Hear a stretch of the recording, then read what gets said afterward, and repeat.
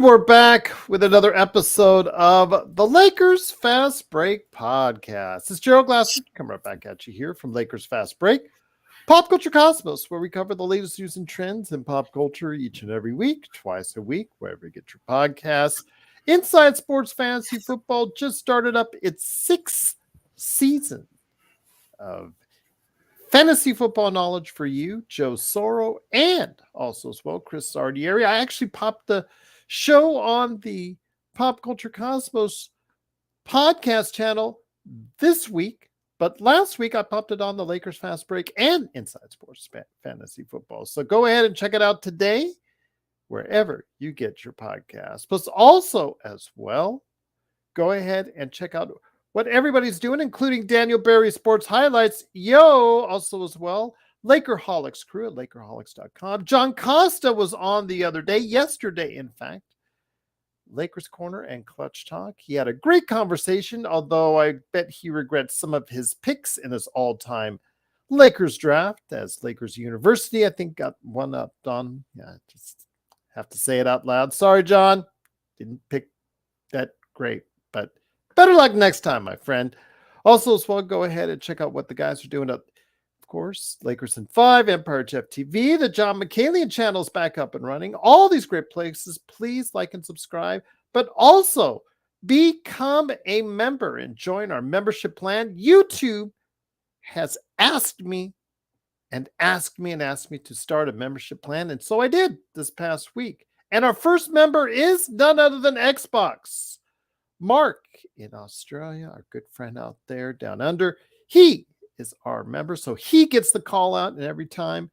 If you want a call out each and every time I go on the air on the Lakers Fast Break, become a member today. You will also get exclusive emojis and badges sent right to you right there that you have access to that are right there for you. So go ahead. It's just $2.99 a month right there for you from all of us right here at the Lakers Fast Break podcast. Well, I'll tell you what, I know still downtime, still many, many weeks before NBA training camp. I'm sorry to say LeBron James and AD are still just lounging around on the beach or maybe some yacht out there in the ocean. And I don't know, some exotic place out there in the universe. And all your favorite NBA stars are just relaxing or maybe even working out just to ramp things up slowly and surely. Although I would assume, Jokic is probably still at the racetrack right now. That'd be my guess. But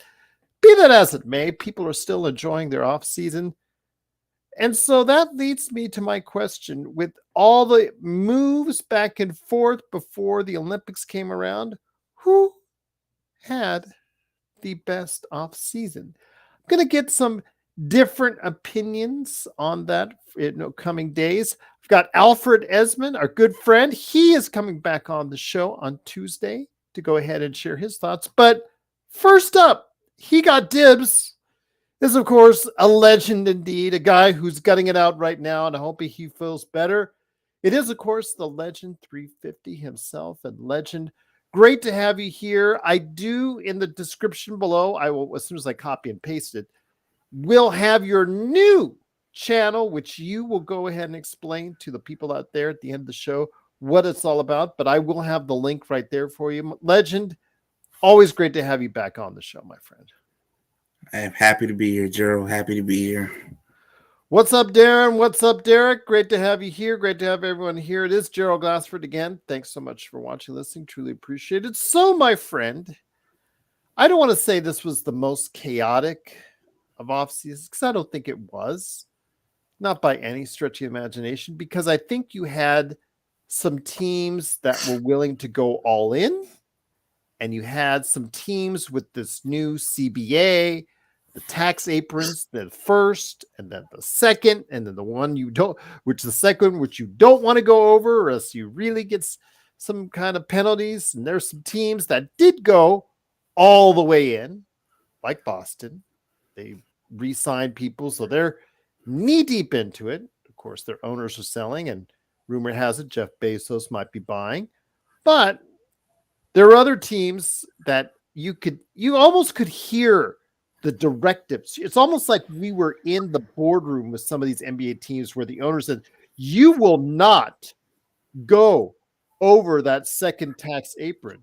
And those consequences where you have like the draft, you have draft taken away, or you get moved to the back of the draft. Obviously, you won't be able to trade multiple players, things like that. So many things work against you once you get to that second tax apron. And obviously the penalties therein. Some of these owners have directives, i.e., could be Jeannie Buss as well, where she said, the lay of the land is right at that second tax apron and no more. And you saw that for the Lakers this offseason where Rob Pelinka couldn't get his numbers right, played with the calculator incorrectly, realized he gave LeBron too much of a, I guess, an extension with the 1-1, excuse me, or the new contract with the 1-1. And had to go back to LeBron and say, LeBron, can you please cut it down just a couple million to help us out? I kind of messed up. So you see that the directive there was like, we've got to stay under that second tax apron. But with all that said and done, my friend, let's start off with, I mean, as far as teams that you think with the moves that they made really, really did well this offseason to improve their team. Well, I would definitely say, I know a lot of people don't like him, especially in the Laker Nation. I know they don't care for him, but I got to give Boston credit. Brought everybody back.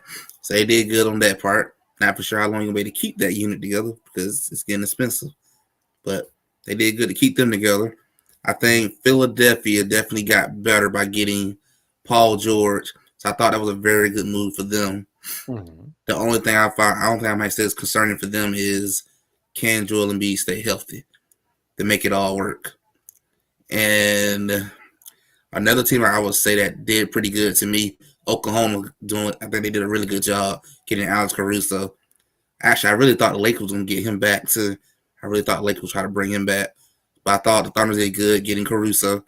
That was a good improvement for that young team, getting better. Only going to continue to get better.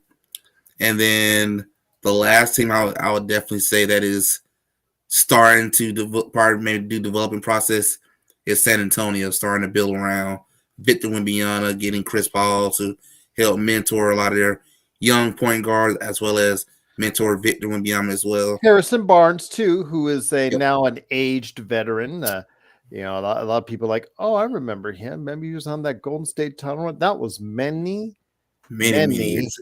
years ago. So he is now a grizzled veteran, and in doing so, he will be helping out. Like you said, they're not permanent pieces, both him and Chris Paul, but I get it. They're trying to show Victor Wembanyama that they are trying to take steps forward. How much, beauty is in the eye of the beholder on that team, on that one. I mean, some people, I think Vegas has right around 37. Some people have talked about hitting as many as in the low to mid 40s. I would just, seeing the way the statistics and the numbers lay out, no matter how good Victor Wembanyama is at this point, just seeing how many games, as far as you move from one to the other, as far as winning, you won 22, 23 games. The record for going and improving so many games, like 20, 25 games, that's a rarity in and of itself. So we'll see how far that goes with San Antonio. But getting to Philadelphia, at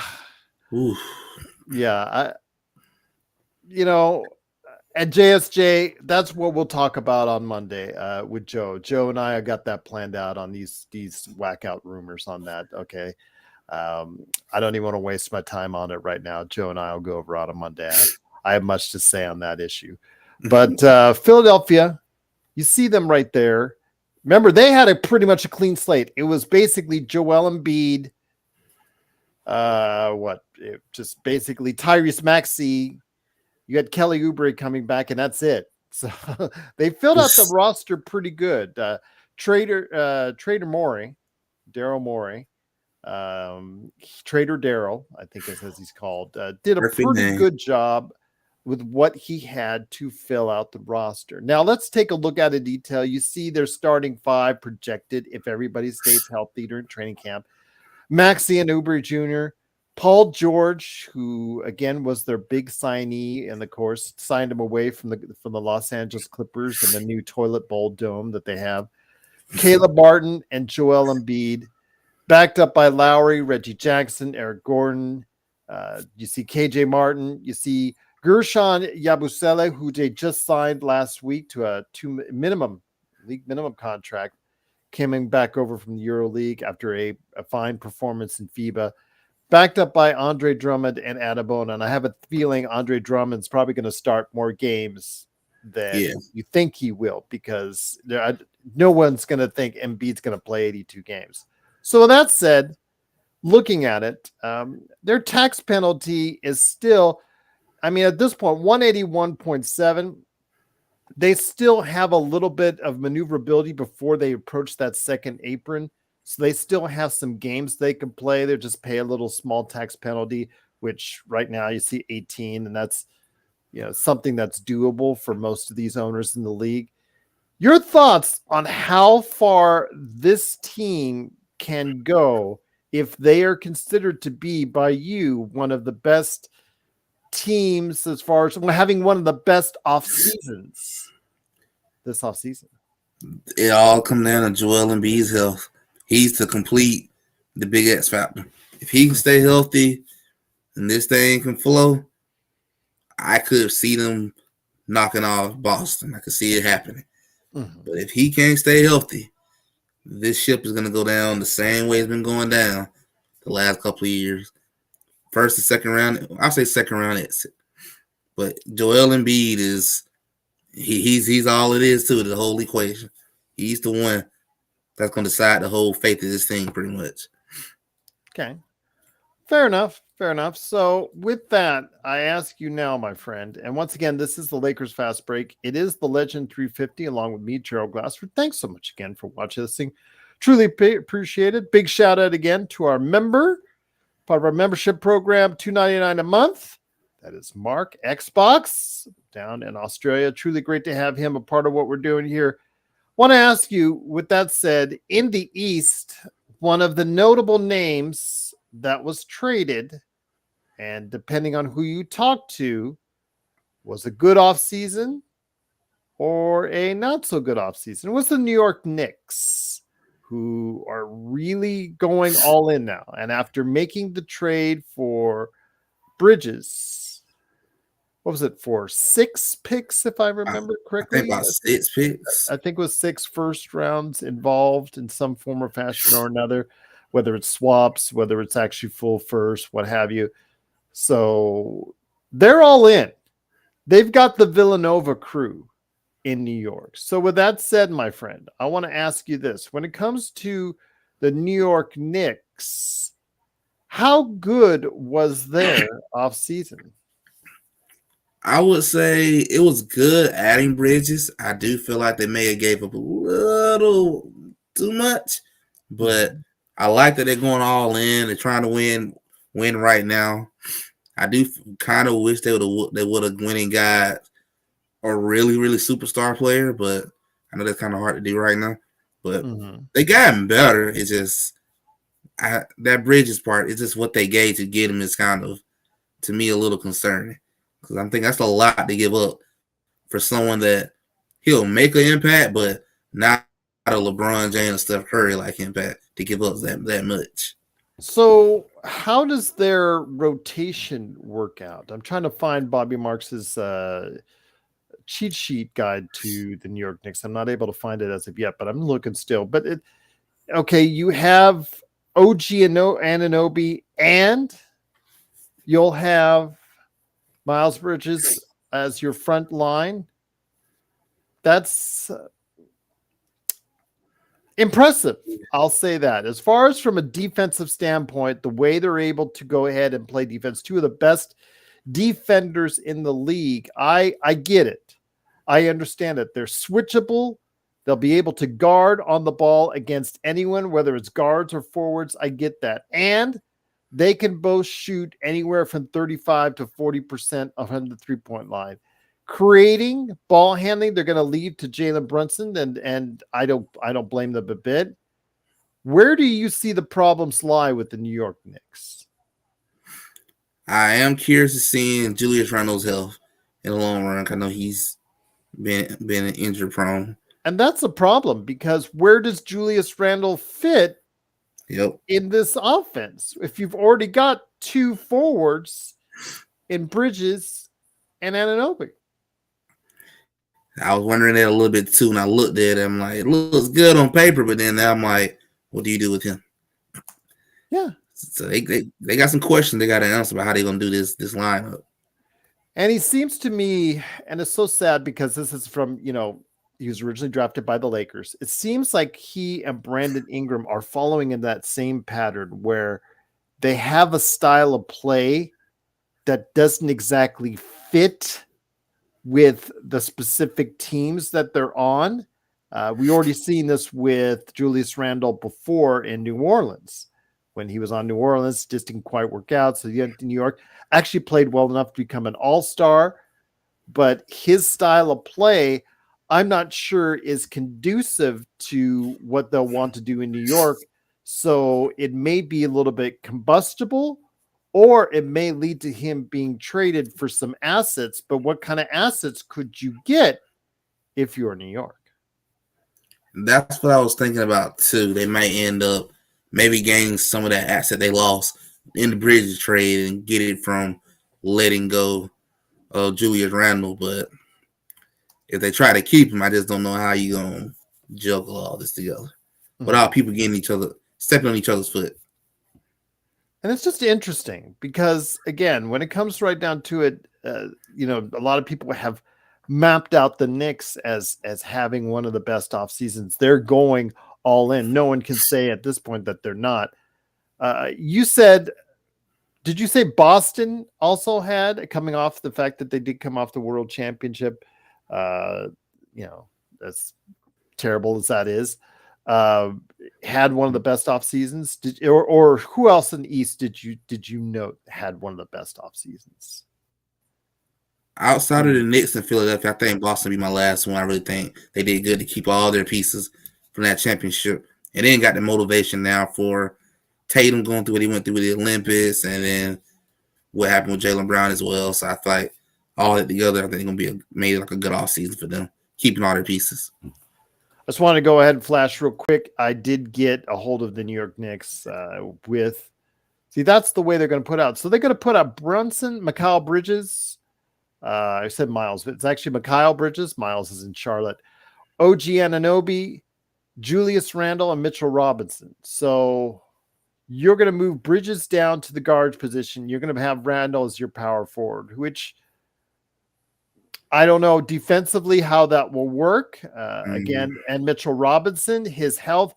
I really liked him when he came out in the draft. I really wanted the Lakers to get him, but his career has been marred by injuries. Let's just say that. So you are banking a lot on the health of Mitchell Robinson if you're the Knicks. And as Frank said in our chat, Frank is always very astute when he makes his points. Losing Isaiah Hartenstein to the Oklahoma City Thunder, which we'll talk about here in a sec, is obviously something that has to be of concern as well. So okay, I get you. Their reserves, Deuce, you got a Dante. See, that's the thing. Having Dante after the kind of performance in the playoffs, I guess it's okay for him because the Villanova thing. They're banking hard on the Villanova thing in New York. They are. DiVincenzo played a key role for them at times, and he was at times their only scoring option when Brunson was struggling. And to see him get kicked back to being a reserve, normally you'd say, man, that guy's going to be picked off. He's going to want to trade. You can see it coming a mile away. But since it's the Villanova thing and he's got Josh Hart, his buddy, right there with him, I'm thinking that's going to do it. I think that's probably what, when you talk about team chemistry, I think that's probably going to save them in regards to Mhm. that provides them a deep bench if they those two can get along as far as being able to do that. But after that, it's pretty suspect. And if Mitchell Robinson gets hurt, that Ooh, could be a lot of problems for the Knicks. that'd be disastrous. To me, about bad is Philadelphia losing B. That'd be disastrous for their season if they lose him. Cool, bro. You're 16. You cannot be engaged to anyone right now. So stop it. Stop it. You're crazy, man. You're absolutely crazy. But once again, it is the Lakers Fast Break. It is, of course, Legend 350 along with me, Gerald Glassford. Thanks so much for watching, listening. That's truly appreciate it.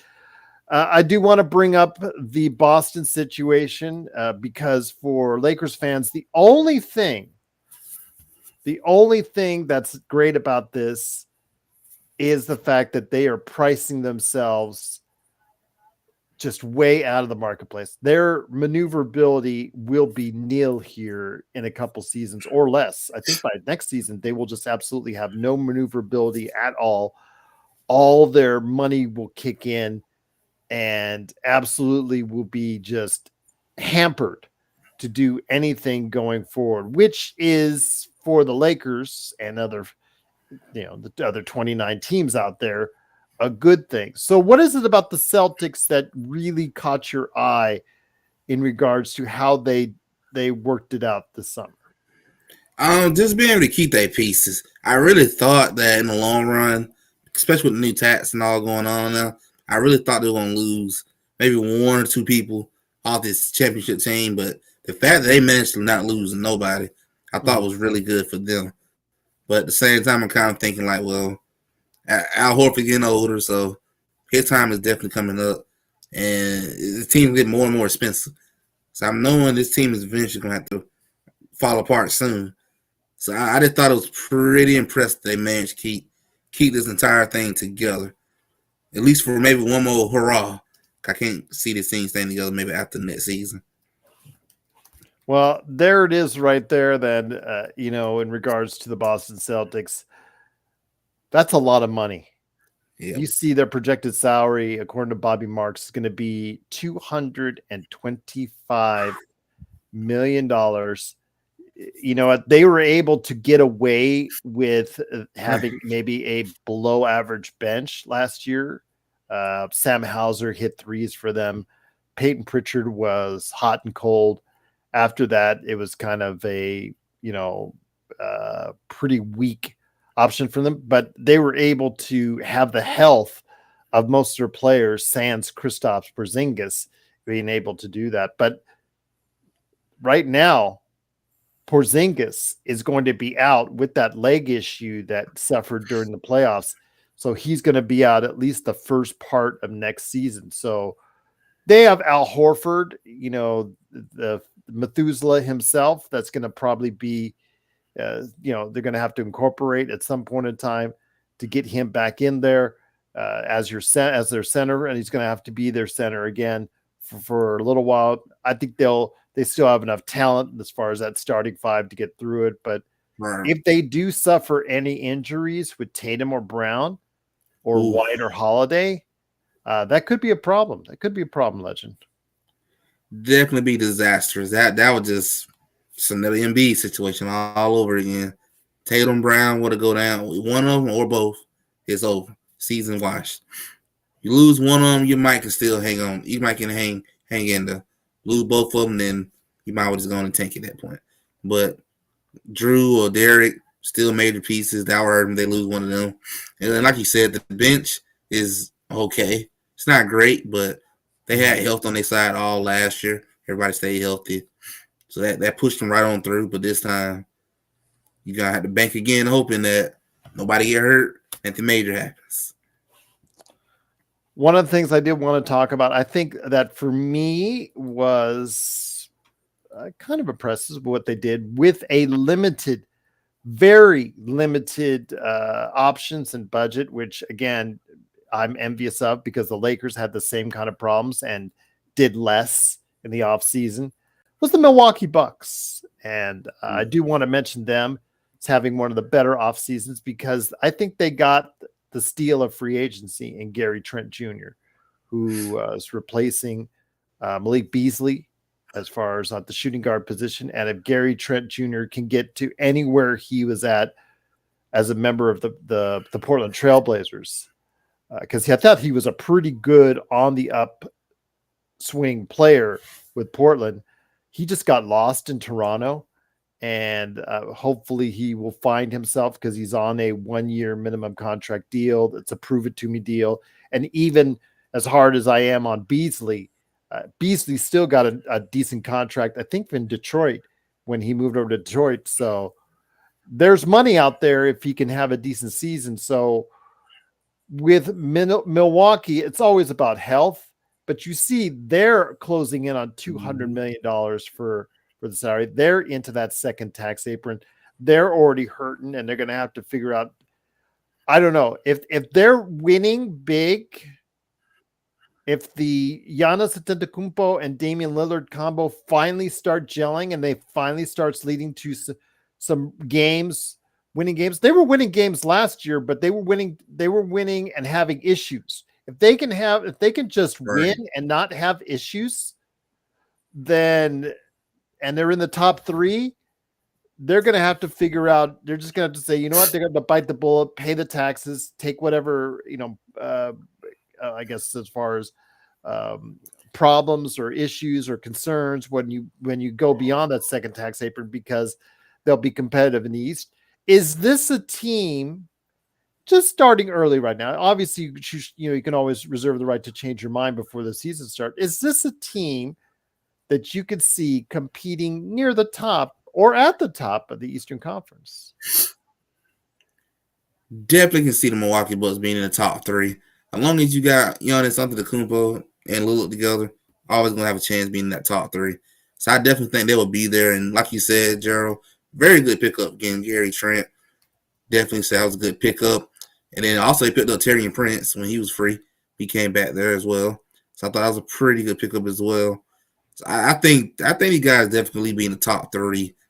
Definitely want to see how they do with the full season of the Doc Rivers. I'm just not a big fan of Doc Rivers. But I want to see how well they can do having a full season with him being the head coach and see if they can turn this ship around. That's all he complained about last year. Was once he got on, he complained, well, I didn't start this team. I didn't get them through training camp. That's not my team. And he said that throughout the rest of the entire season. So he used that as an excuse, as a crutch for the entire season for whatever, their outcome was going to be. And you're right. Absolutely. You now get a full season. It's all yours, Doc. It's all yours. Let's see what happens. No more excuses. And again, I'm not 100% sold on Damian and Giannis working together. Giannis is, I know he's still not 30 yet, although he's closing in on it. He's starting to break down a little bit more. That's just an observation. I could be wrong. Damian is in his mid 30s, and is he still, or can he still be the player over the course of a regular season? Be that player? I mean, we're going to see. And Chris Middleton, he had both ankles this offseason with surgery. So that's a big if. And then Frank says it right.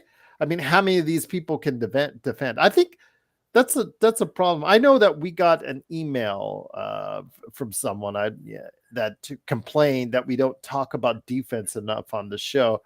I think it's a league-wide thing where they are focusing less on the defensive side of the ball. I think we've seen teams like Sacramento, Milwaukee. There's a myriad of other teams that are focusing more on the offensive side of the ball and gambling on, let's say, the Indiana way of doing this, because Indiana just said, we're going to just try and outscore you. We're just going to push the ball and just try to outscore you. So maybe other teams are trying to emulate that more and focus on defensive less. Your thoughts on that, my friend? I would definitely say they do need to improve the defense, because that was like one of their issues last season as well. And even before Doc became their coach, I can't think of who the other guy they had as their coach. I forgot his name. I know they was kind of up and down with him. But Doc, I think Doc got worse with the defense. I know that's one of the things that definitely need to improve. Damian Lillard is not known for defense, but you got to at least try. You know, Mhm. and losing Drew Holiday really hurt him badly. That was a big hurt.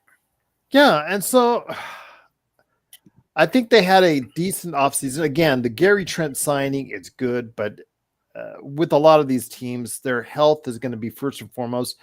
And you would think if it was just on paper, the Lillard, Giannis Antetokounmpo running pick and rolls all day long would kill most teams. You just think that would just do it. I would just run that all the time. Like I always talk about with LeBron and AD running pick and rolls. I would just run LeBron and AD pick and rolls 90% of the time when they're in their set offense. And there you go. Try to stop them. That would be me. But again, it never works out that way. They tease you with it. Like they'll do it a couple times a game, or they'll do it like for a little 4 or 5 times a game. It'll start to get success at it, and they'll just go away from it, and they'll go back to ISO ball and piss me off and whatever. But it's just if they listened to whatever instruction would be given to them and see that could really work with Giannis and with Damian Lillard, I just think that they would have to look at it really hard. But again, how well at this stage of his career is Damian Lillard? Can he still be the Damian Lillard we all know? And with both ankles having surgery on them this offseason, I mean, is Chris Middleton ever going to be that player again? I definitely think Lillard may still got something in the tank. I don't feel like you can get a lot for him defensively at this point. Oh, I feel like defensively, he's he's shot. going to be a defensive liability. Yeah. Yeah, Forget that's that. over with for that part. That train left the station a long time ago, my friend. Yes. So But I give up on defense with Damian Lillard. okay. All right. I agree with you on that. But offensively, that's the case. I just think it's a mentality now with many teams that, okay, we don't or we can't provide enough defense on our team. The Lakers, I think, may be in that parameter as far as their defense is concerned, because they have a lot of suspect defenders on their team. So they may have to go to a more offensive mentality and just say, we're just going to outscore you in there. But that's something to think about, just out there, possibility, because they don't have many good defenders outside of AD on that team. But once again, it is the Legend 350 along with me, Gerald Glassford. Thanks again for watching this. Good crowd tonight. Truly appreciate you joining us on a Sunday evening.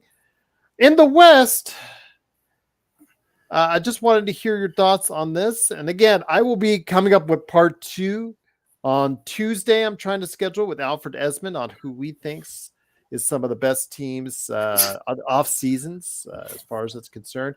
Joe and I will be back tomorrow because he has a lot to say on these Luka and other rumors as far as superstars coming to LA, because we just love those, clickbait, I guess, videos that everybody seems to want to do now these days. But okay, your thoughts, my friend, putting out here for your team or one of your 2 teams, the Golden State Warriors. The Golden State Warriors, Vegas. I from what I'm reading and what I've been hearing in Vegas, I've been talking to some people. They can't get a good read on the Warriors, whether to exactly bracket them. So I want to hear your thoughts of their offseason. The offseason, they got a lot of guys. They got a lot of familiar names. They got a lot of names that the regular fan knows that are all veterans. Some are still at the tail end of their prime in some cases. Nobody's really that super old outside of Curry. And we saw Curry, he'll struggle for like 4 games, then he'll blow you away in 2 when you need him the most. So with that said, and I also want to hear your thoughts on something that another, the same emailer sent to us about criticizing one of your guys here. the Golden State Warriors, how did they do in their offseason to you? Getting back Buddy Hield, DeAnthony Melton, Kyle Anderson, solid guys, solid backup Solid. rotation guys, which provides you guys with some good depth off the bench. How do you think the Golden State Warriors did this offseason? Well, I would definitely say I love the Buddy Hield signing. Tremendous shooter. Something we definitely like to have come off the bench. Kyle Anderson, another good shooter. Thought that was another good move as well. I think they did okay for losing Klay Thompson. So I feel like everything we kind of brought in does make up for the loss of Klay. I would have loved if the Warriors would have pulled it off and got Buddy from Utah. I know Utah being very stingy when it comes to him, but I would have loved if they would pull that off. I think they did okay. I'm about like everyone else. I can't read this team and really say how far they can go. They have a deep At team, least, but are they a team that pops out of the page and says, yeah, that's a major contender in the Western Conference? I don't know. I don't know about the major contender part. I might at least say they're between 8th and 6th seed team, somewhere in between there. Where I can see them at. I don't see them being a major contender. I feel like they're like one really good piece away from really starting to become something like a major contender. Maybe that'll involve moving Andrew Wiggins and Kuminga probably to make that major move, but I think they're one move away from being a major contender. One or maybe even two, and that should do it. So the player I want to talk about, and again, it's something we've gone back and forth with on our email, LakersFastBreak@yahoo.com, with one individual who is convinced that Max Christie is supposed to be the second coming of whatever. And again, it's someone that keeps trying to throw stuff at us and statistics, and I keep throwing back statistics that prove myself right and prove them wrong. And one of the things that they were holding on to is the fact that they felt that Brandon Podziemski would have not been able to make the Lakers rotation last year, that Darvin Ham would have held them back, and that Brandon Podziemski isn't a player that's progressing and that player that did really well for the Golden State Warriors last year. So that was him paraphrasing. And I came back saying he was one of the best rookies of last season. Absolutely. So compared to what we got in the draft last year, Jalen Hood-Schifino, he was one of the 3 best players picked after Jalen Hood-Schifino. And the fact that he is now the answer to a trivia question, and who was the guard that broke up the Splash Brothers, is a definitive exclamation point in and of itself. So tell me, my friend, before we move on to another team, your thoughts on Brandon Podziemski. I definitely think he can be a really good impact. It's hard to fill in the shoes that Klay Thompson have done for so many years for Golden State. So I'm not even going to even ask him to even attempt to do what Klay has done. But if he can just come in, just come in and do your role, knock down some good threes here and there, and contribute on some defense, I can't ask for more than that. To try to fill Klay Thompson's shoes is just so much. But how did he did for you guys last season? I want to hear your perspective on how well Brandon Podziemski did last season. I feel like he showed some good flashes. There was some really good moments I feel like I saw, especially when I saw him play in person when he came to Atlanta.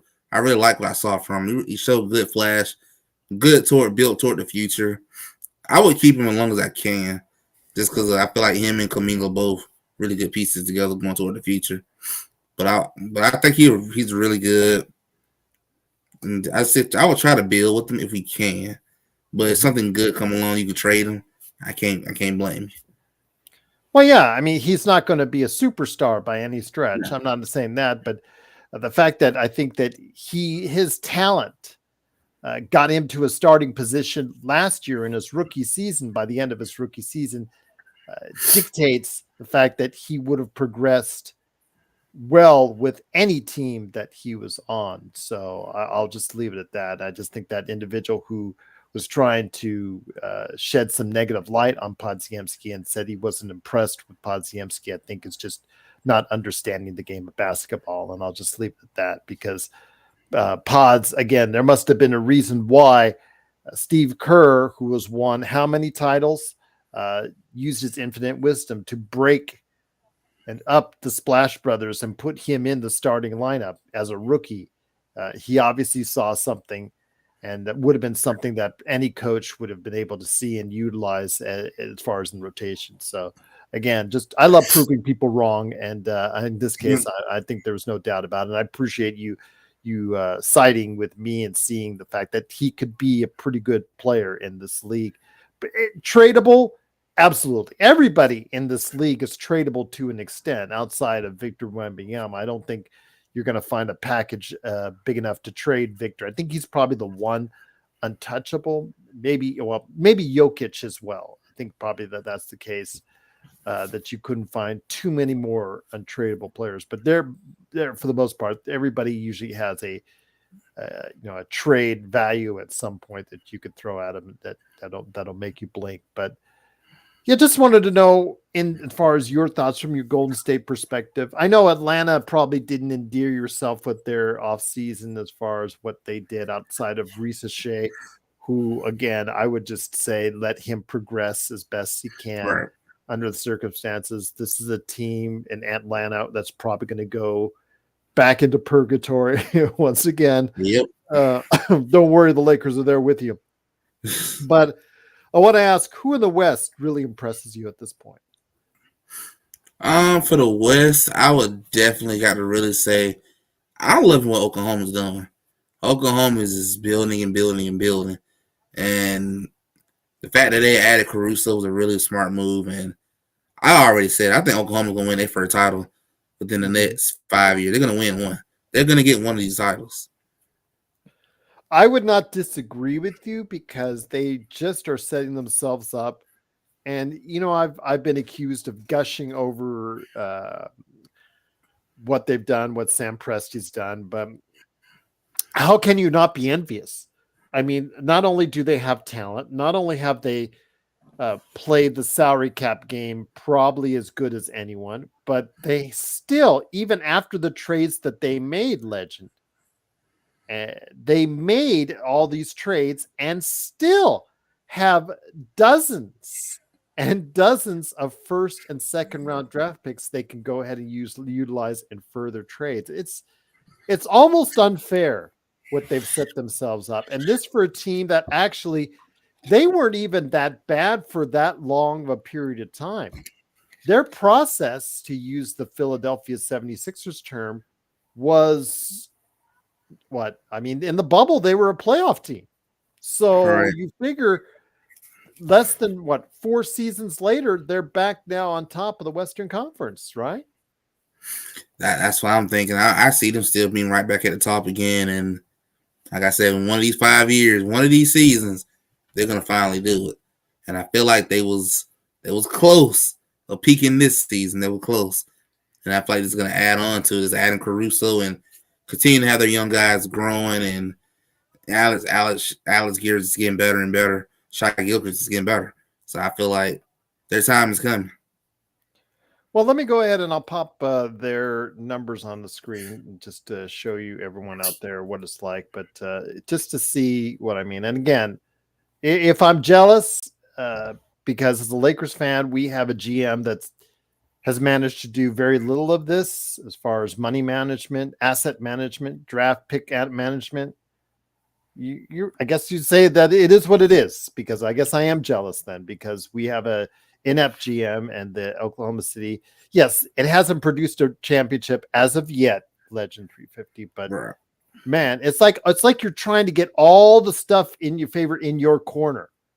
You've got all these things that are working for you that you've tried. So you're maneuvering the game and you're getting all the good pieces and you're trying to increase your odds. So yes, you haven't finished the job yet, but dang, if you haven't done anything in your ability to go ahead and just slant the game for yourself. Because look at that lineup. They've got SGA, Alex Caruso, or if they want to bring Alex Caruso off the bench, Yep, they could.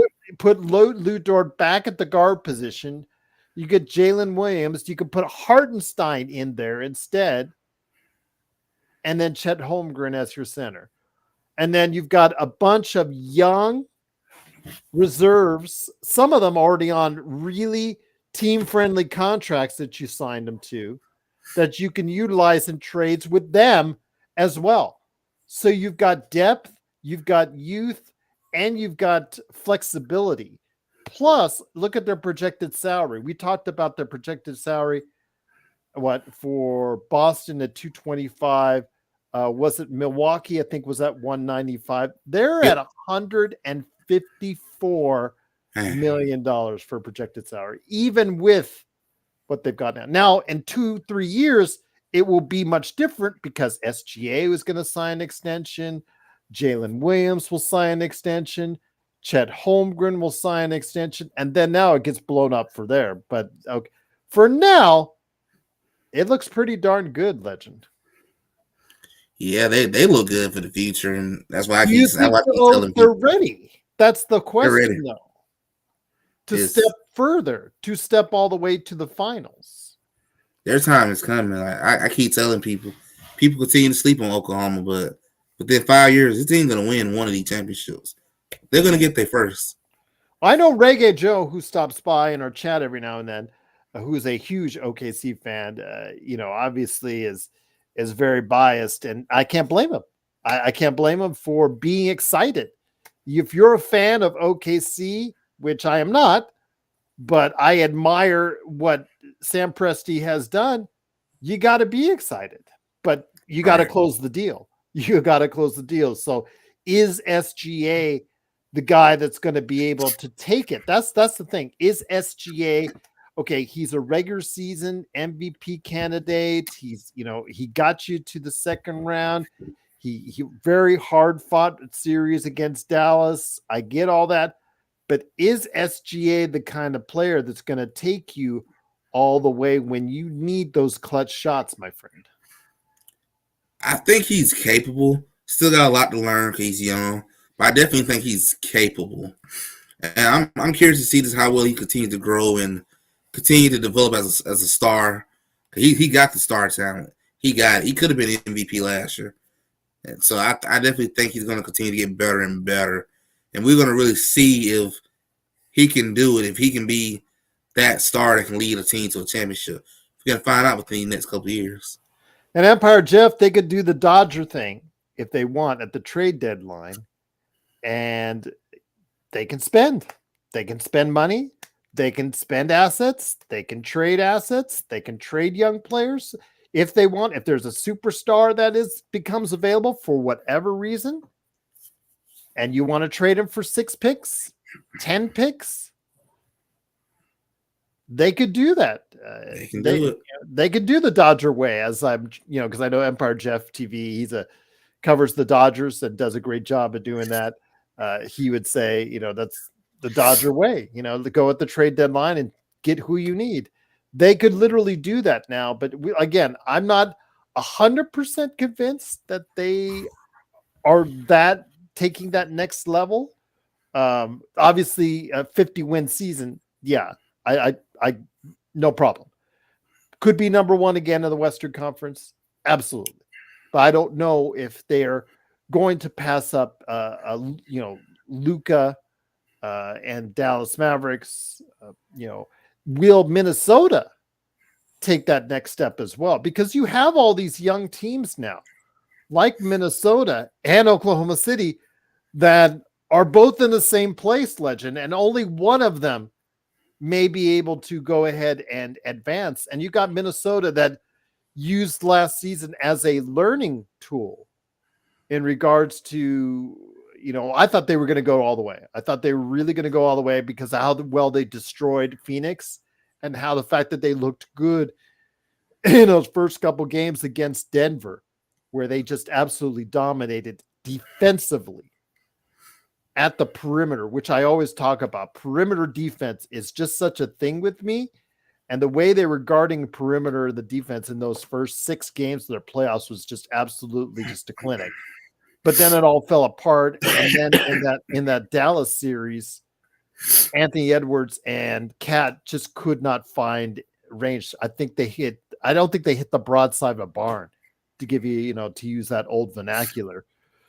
So they're going to be, as a young team, did they use this past season as well as a stepping stone to learning to go ahead? Because we see this with young teams. We see them like get to a certain point, but then they learn and take that next step. Boston, to be example, how many years did it take for them to finally get over the hump and get to that point where they won their title? So I ask you, Minnesota or OKC, again, you have absolutely the right to change, and you and I will probably get back on here 1 or 2 more times, 3 more times, or more before the start of the season. So it's subject to change. But as of now, coming off their off seasons, Minnesota or OKC, and I'm not necessarily talking about the regular season. I'm talking about when it matters the most. If I had to go off of when it matters the most, it's kind of hard to pick in between them because they both showed so much promise this year. But if I had to pick one, I might go a little, maybe more towards Minnesota, since they did manage to make it to the Western Conference Finals this past season. But we're gonna really see how well Edwards continues to develop. Because Edwards shows so much superstar talent throughout that playoff run. So we'll really see which one better to go with. But if I had to pick right now, I'll probably slide just a little bit towards Minnesota just for what they did this season. All right. Well, again, I'm just thinking at this point in time, OKC and Minnesota, they both have bright futures. They still are relatively young, especially in OKC's case. So that's a concern for me as a Lakers fan, because our team is older, has some depth issues, and our future is definitely uncertain at this point in time. But who else in the West stood out to you as having a good offseason before we head on out? I would say the Kings got a little better getting DeRozan. DeRozan a good little closure to add to their unit. I mean, they're all going. They're exactly what I talked about earlier. They're going all in on offense. They're not worried about defense. They're going the Indiana route. Do you think? And do you think that's a wise idea in doing so? It's a risky play because I do believe in defense win championships. I feel like you got at least have a little defense. Can't just completely rely on offense. So it's, to me, it's a iffy play, and I feel like a lot of things will have to go right to make it fully work. And is that going to be a problem, do you think? I mean, again, they're going all in on offense, defense. And again, it worked for Indiana regular season. It got to almost they almost won the in-season tournament. Of course, the Lakers stopped them, but they were able to overcome that hangover that the Lakers couldn't, and got pretty far in the playoffs. So I ultimately think that's going to be a problem that will catch up with them. But you're right. DeRozan gives them another scoring element that during the regular season might be really good to have. Yeah, I think it'd be really good for them to have. And even though DeRozan's not really a 3-point shooter, still, at least the mid-range, you're going to get them 2 points. That's going to be there. All right. Well, let me take a look at it here on Bobby Marks's cheat sheet here. Let's go ahead and I'll load it up here on screen. So De'Aaron Fox, Malik Monk. So Malik Monk, they're assuming is going to now be part of the starting 5 after being such an incredible player coming off the bench for them. DeMar DeRozan, Keegan Murray, Domantas Sabonis. And you're going to have to ask Domantas Sabonis to get every single rebound. So if you're in fantasy, Domantas Sabonis should be higher up on your list of centers to get, especially if you need rebounding, because he's going to be doing a lot of the rebounding. You're going to see him get 12 to 15 boards every single game because he's the only one that's going to be getting rebounds, unless maybe Keegan Murray but Keegan Murray is an outside player as well. So he is reliant on the threes. Then you got DeRozan, who doesn't shoot threes, but what does he bring?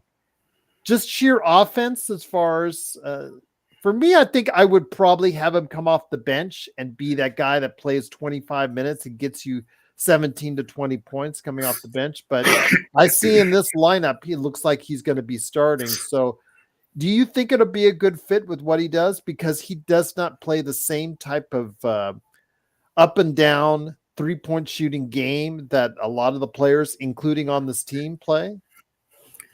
I definitely think he can, and having Malik Monk in starting lineup will be a nice little punch.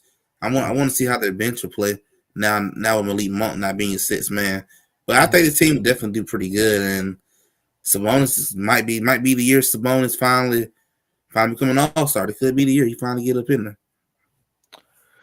Well, we'll see. But again, I can't say it was a bad deal. I know the Lakers wanted him, and they wanted to go ahead and try and get him. But unfortunately, it did not work out for the Lakers, and it worked out well for the Kings. There's no question about the scoring ability for DeMar DeRozan. It's just at this age, what does he do for you?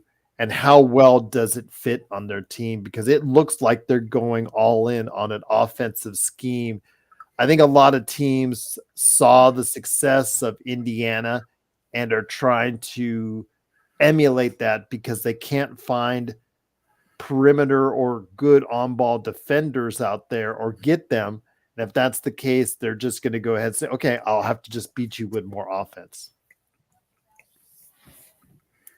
That's what I'm thinking too. They're just going to be relying on the offense doing the Indiana style, and I say just relying on offense can only go so far. You really got to have at least a little bit of defense if you're really going to be serious about winning the championship. Yeah, I don't see them going far in the playoffs, but I do see them.